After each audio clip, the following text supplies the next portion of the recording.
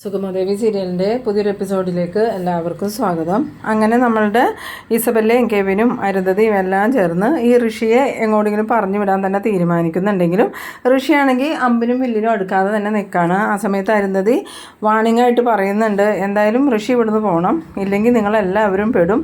ഋഷി മരിച്ചു എന്നാണ് നിങ്ങൾ നാട് നിങ്ങളെ പറഞ്ഞുകൊണ്ട് നടന്നത്. അതുകൊണ്ട് ഇനി ഋഷിയെ ആരെങ്കിലും കണ്ടു കഴിഞ്ഞാൽ കുടുങ്ങാൻ പോണത് ഋഷി മാത്രമല്ല, നിങ്ങളെല്ലാവരും കുടുങ്ങും. ഞാൻ പറഞ്ഞാൽ അവൻ സമ്മതിക്കില്ല. അതുകൊണ്ട് ഇസബെല്ല തന്നെ അവനെ പറഞ്ഞ് സമ്മതിപ്പിച്ച് ഇവിടുന്ന് പറഞ്ഞു വിടണം. ആ സമയത്ത് ഇസബെല്ല പറയുന്നുണ്ട്, ഞാൻ അവനെയും കൊണ്ട് സമ്മതിപ്പിച്ചോളാം. അങ്ങനെ ഋഷിനെയും വിളിച്ചുകൊണ്ട് ഇസബെല്ലയും കെവിനും മുകളിലത്തെ റൂമിലേക്ക് പോയിട്ട് അവിടെ ഇരുന്ന് ഋഷിയോട് പറയുന്നുണ്ട്, ഋഷി ഞങ്ങൾ പറയണത് നീ സമാധാനത്തിൽ കേൾക്കണം.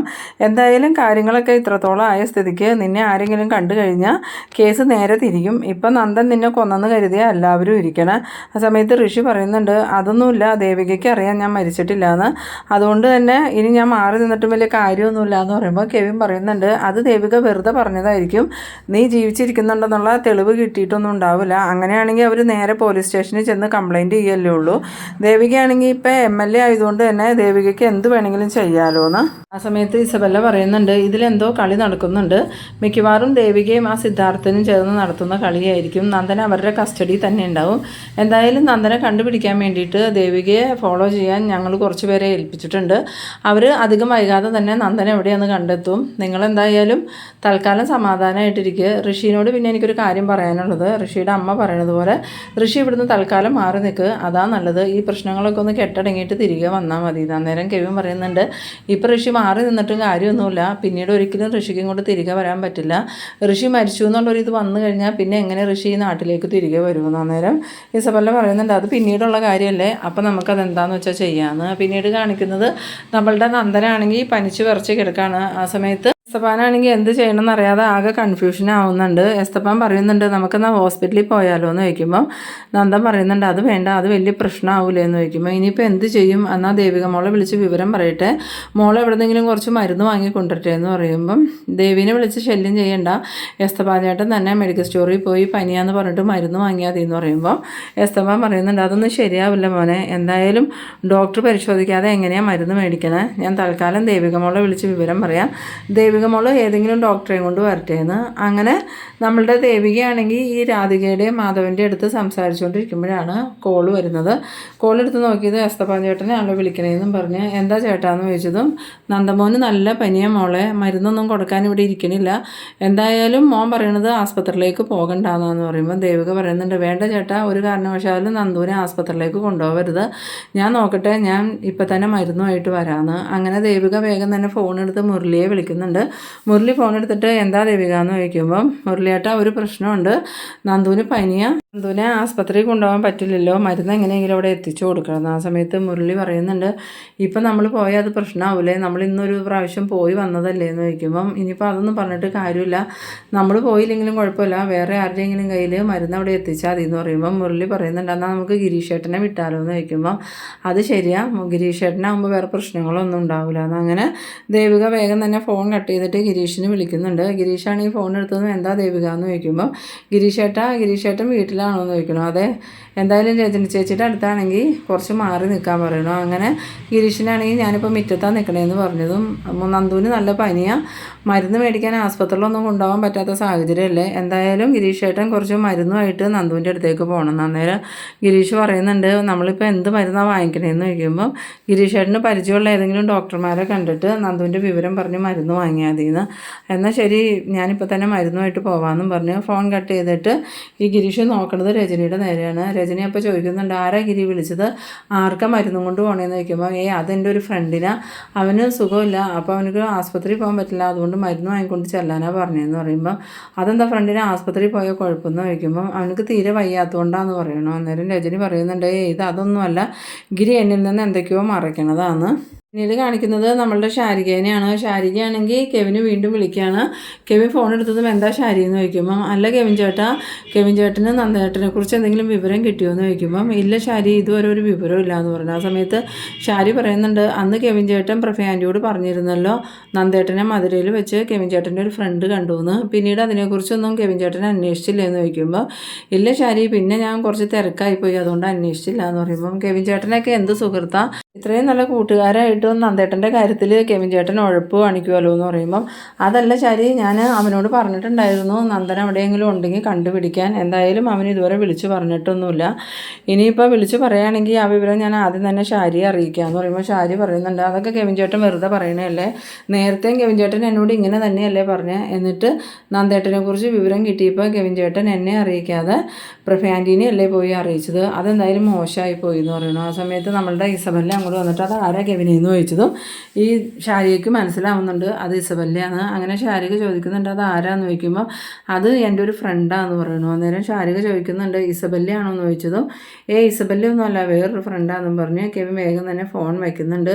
ഫോൺ വെച്ചതും ഇസബെല്ല ചോദിക്കുന്നുണ്ട് അത് ആരാ കെവിനെന്ന് ചോദിക്കുമ്പം എൻ്റെ ഒരു ഫ്രണ്ടാന്ന് പറയുന്നു. എന്നിട്ട് എന്താ നീ ഞാൻ ഇസബെല്ലയാണോന്ന് ചോദിച്ചപ്പോൾ അല്ലാന്ന് പറഞ്ഞതെന്ന് ചോദിക്കുമ്പോൾ അത് വേറൊന്നും അല്ല ബെല്ല, നീ എൻ്റെ കൂടെ ഉണ്ടെന്ന് അവർക്ക് മനസ്സിലാവണ്ടെന്ന് കരുതിയാന്ന് പറയുമ്പോൾ അതിന് ഞാൻ നിൻ്റെ കൂടെ ഉണ്ടായാൽ ആർക്കാ പ്രശ്നം ഉണ്ടാവണേന്ന് ചോദിക്കുന്നു. ആ സമയത്ത് കെവിൻ പറയുന്നുണ്ട് അതൊന്നുമില്ല, നീ അത് വിട്, ഇനിയിപ്പോൾ ഋഷിയുടെ കാര്യം എന്താ തീരുമാനിക്കണേ, ഋഷി എപ്പോഴാണ് ദുബായിക്ക് പോണേന്ന് ചോദിക്കുമ്പോൾ അതൊന്നും തീരുമാനിച്ചിട്ടില്ല. എന്തായാലും അരുന്ധതി ആൻറ്റി പറഞ്ഞത് അവൻ കേൾക്കാൻ തയ്യാറാവാത്തത് കൊണ്ടല്ലേ ഞാൻ അവനെ നിർബന്ധിച്ചത്.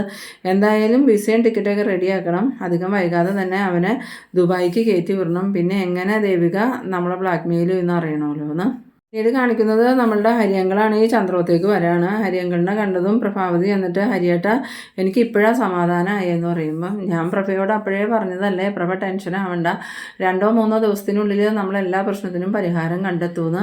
എന്നിട്ടും പ്രഭ ടെൻഷനായത് ഞങ്ങളുടെ കുഴപ്പം കൊണ്ടാണോ എന്ന് ചോദിക്കുമ്പോൾ അതല്ല ഹരിയേട്ട, നന്ദൻ നമ്മുടെ കസ്റ്റഡിയിലുണ്ടെന്ന് ഹരിയേട്ടൻ പറഞ്ഞില്ലല്ലോ, അതൊരു വാക്ക് പറഞ്ഞിരുന്നെങ്കിൽ എനിക്ക് ഇത്രയും ടെൻഷൻ ഉണ്ടാവില്ല എന്ന് പറഞ്ഞപ്പോൾ ഞങ്ങളത് പ്രഭയോട് പറഞ്ഞിരുന്നെങ്കിൽ അരുന്ധതി വന്നപ്പോഴും ആ കെവിൻ വന്നപ്പോഴും പ്രഭ ആ രീതിയിലല്ലേ നിൽക്കൂടായിരുന്നു. ഇതിപ്പോൾ നന്ദനെ കാണാനില്ല എന്നുള്ള ആ ഒരു സങ്കടം മൊത്തം പ്രഭയുടെ മുഖത്ത് കണ്ടത് നന്ദന എവിടെയാണെന്ന് പ്രഭയ്ക്ക് അറിയാത്തത് കൊണ്ടല്ലേ. നന്ദന എവിടെയാണെന്ന് അറിഞ്ഞിരുന്നെങ്കിൽ പ്രഭ എന്തായാലും അത്രയ്ക്ക് നന്നായിട്ട് അഭിനയിക്കുകയൊന്നുമില്ല. ഇതിപ്പോൾ ഒറിജിനൽ അല്ലായിരുന്നോ, അഭിനയം അതിൻ്റെ പകുതിക്ക് പോലും എത്തൂല. ആ സമയത്ത് പ്രഭാവതി പറയുന്നുണ്ട് അത് ഹരിയേട്ടൻ പറഞ്ഞത് നേരാ, ഈ കെവിൻ വന്ന് നന്ദനെ മധുരയെ കണ്ടു എന്ന് പറഞ്ഞപ്പോൾ തന്നെ എനിക്ക് അവിടെ പോയി നന്ദനെ വിളിച്ചു കൊണ്ടിരണമെന്നായിരുന്നു. എൻ്റെ അന്നേരത്തെ ആ വെപ്രാളവും പേടിയൊക്കെ കണ്ടപ്പോൾ കെവിൻ ശരിക്കും വിശ്വസിച്ചിട്ടുണ്ട് നന്ദന എവിടെയാണെന്ന് എനിക്ക് അറിയില്ല എന്ന് തന്നെ. ആ സമയത്ത് സിദ്ധാർത്ഥൻ അങ്ങോട്ട് വരുന്നുണ്ട്. സിദ്ധാർത്ഥൻ വന്നതും സിദ്ധു നിന്നോട് ഞാനൊരു കാര്യം പറയാനാണ് വന്നത്. എന്തായാലും ഇപ്പോൾ അരുന്ധതിയും എല്ലാവരും സത്യങ്ങളെല്ലാം അറിഞ്ഞിട്ടുണ്ട്. ദേവികയാണെങ്കിൽ ഋഷി മരിച്ചിട്ടില്ല എന്നുള്ള സത്യവും അവരെ അറിയിച്ചിട്ടുണ്ട്. അതുകൊണ്ട് തന്നെ ഋഷി എവിടെയാണോ ഒളിവിൽ നിൽക്കണേ അവിടെ നിന്ന് ഋഷി പുറത്ത് ചാടാൻ സാധ്യതയുണ്ട്. നമ്മളിനി കൂടുതൽ സൂക്ഷിക്കേണ്ട സമയം, അവൻ രാജ്യം വിട്ടു പോകാനുള്ള സാധ്യതയുണ്ടെന്ന്. ആ സമയത്ത് സിദ്ധാർത്ഥൻ പറയുന്നുണ്ട് അതൊരിക്കലും സംഭവിക്കരുത് ഹരിയേട്ട, അങ്ങനെ എന്തെങ്കിലും സംഭവിച്ചാൽ വീണ്ടും നന്ദൻ പ്രതിയാവുന്ന നേരം ഹരിയങ്ങൾ പറയുന്നുണ്ട് ഇല്ല, ഒരിക്കലും അതിനുള്ള അവസരം നമ്മൾ കൊടുക്കൂല. ഋഷി നാട് വിട്ടു പോകാനാ തീരുമാനിക്കണമെങ്കിൽ നമ്മൾ അവനെ പൂട്ടിയിരിക്കും. ആ സമയത്ത് സിദ്ധാർത്ഥൻ പറയുന്നുണ്ട് എന്തായാലും ഈ ഋഷിക്ക് സപ്പോർട്ടായിട്ട് കെവിനോ ഇസബെല്ലയോ നിൽക്കുന്നുണ്ടെന്ന് എനിക്ക് തോന്നണേന്ന് പറയുമ്പോൾ ഹരിയങ്ങൾ പറയുന്നുണ്ട് അതിലൊരു സംശയമില്ല. കെവിൻ കഴിഞ്ഞ ദിവസം ഈ പ്രഭയോട് വന്ന് നന്ദനെ അവിടെ മധുരയിൽ കണ്ടെന്ന് പറഞ്ഞത് തന്നെ പ്രഭയുടെ മനസ്സിലിരിപ്പോൾ എന്താണെന്ന് അറിയാൻ വേണ്ടിയിട്ടാണ്, അല്ലാതെ നന്ദനെ അവിടെ ആരും കണ്ടിട്ടൊന്നുമില്ല. എന്തായാലും പ്രഭ അന്നേരം നല്ലോണം തന്നെ പെരുമാറിയതുകൊണ്ട് അവർക്ക് ആ ഒരു സംശയം മാറി കിട്ടിയിട്ടുണ്ട്.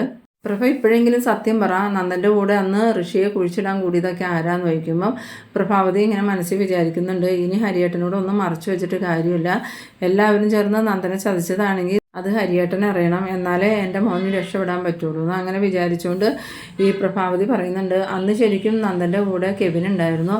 നന്ദൻ ഋഷിയെ തല്ലിയപ്പോഴും ബോധം കെട്ട് വീണപ്പോഴും കെവിൻ ഉണ്ടായിരുന്നു. കെവിനും നന്ദനും ചേർന്ന ഋഷിയെ എടുത്ത് വണ്ടിയിലിട്ട് ആ ഒരു ആളൊഴിഞ്ഞ ബിൽഡിങ്ങിൽ കൊണ്ടുവന്ന് കിടത്തിയത്.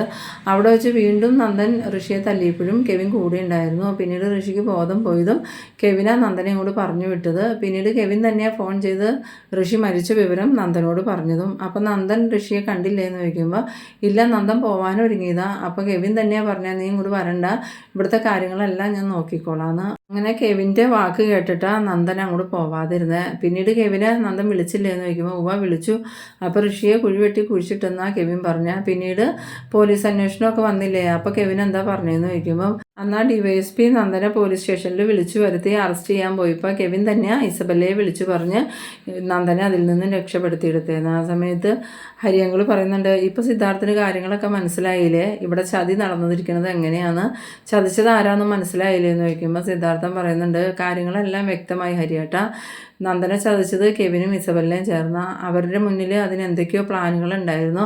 ആ സമയത്ത് പ്രഭാവതി പറയുന്നുണ്ട്, അവർ ചതിച്ചതാണെങ്കിൽ ശരിക്കും ദേവിക MLA ആയതുകൊണ്ട് ദേവികയും കൊണ്ട് ഒരുപാട് കാര്യങ്ങൾ നടത്തിയെടുക്കാൻ വേണ്ടിയിട്ടായിരിക്കും അവരിങ്ങനെയൊക്കെ ചെയ്തത്. അന്നേരം ഹരിയങ്ങൾ ചോദിക്കുന്നുണ്ട്, അങ്ങനെ എന്തെങ്കിലും കാര്യങ്ങൾ ദേവികയും കൊണ്ട് അവർ നടത്തിയെടുത്തുമോ എന്ന് ചോദിക്കുമ്പോൾ ഒരു മേനോന് പ്ലാന്റിന് അനുമതി കൊടുക്കില്ല എന്ന് ദേവിക ഉറപ്പിച്ച് പറഞ്ഞതായിരുന്നു. പക്ഷേ ഇസബല്ലയും കെവിനും നന്ദനെ നിർബന്ധിച്ചതുകൊണ്ട് നന്ദനും ഞാനും ദേവികയെ ഒരുപാട് നിർബന്ധിച്ചിട്ടാണ് ദേവിക ആ പ്ലാന്റിന് അനുമതി കൊടുത്തതെന്ന്. അത് കേട്ടതും ഹരിയങ്ങൾ പറയുന്നുണ്ട്, ഇനി ഒന്നും സംശയിക്കാനില്ല, നന്ദനെ ബ്ലാക്ക്മെയിൽ ചെയ്യാൻ വേണ്ടിയിട്ട് തന്നെയാണ് അവർ ഋഷീനെ നന്ദൻ കൊന്നു എന്ന് വരുത്തി തീർത്തത്.